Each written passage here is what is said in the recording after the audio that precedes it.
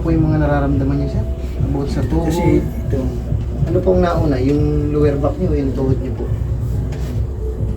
hindi ko lang masyado manano kasi pag lumakad ako, wala pero sa tuhod ko yun.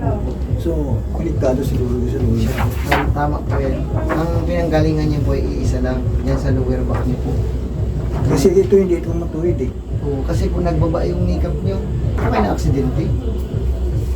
Okay na aksidente. Nadulas lang po ako. Ayun. Nararamdaman niyo yung sa lower back. Pwede niyo pong patanggal ng damit. Titingnan ko lang pwede po. Kasi minsan pagka sumakit ang baywang ko, kasama ito yung buho. Buho na ito eh. Ayun.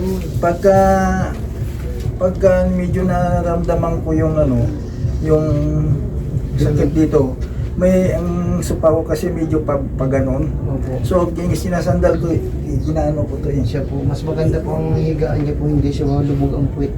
Maganda sana medyo pantay. Tapos po, ang sakit po yung sa paa, saan umaabot? Sa paa, Hanggang pa po yung... hanggang paa na po ano.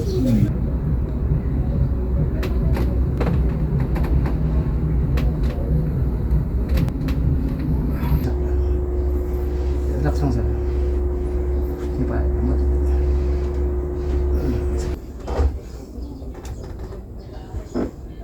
Up. Ilan mo? Tumaya doon siya. Ilaw, testing ko lang. Kita mo. Sige, sir. Medyo ano siya. Medyo Medyo mahihog na. testing katulad kanina. Video mo. Tapos doon sa kabila. Yung pagkawala ng pwersa, kailangan mong labanan yung pag nawawala siya, ilakan mo ulit.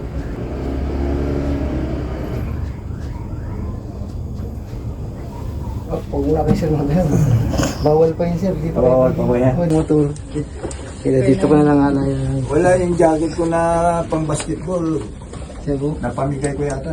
siya po, pang ano yun, pang alay ko na kayo dito. Kaya nga sabi ko, di ba, ito na lang. Buka natin. Kasi natin.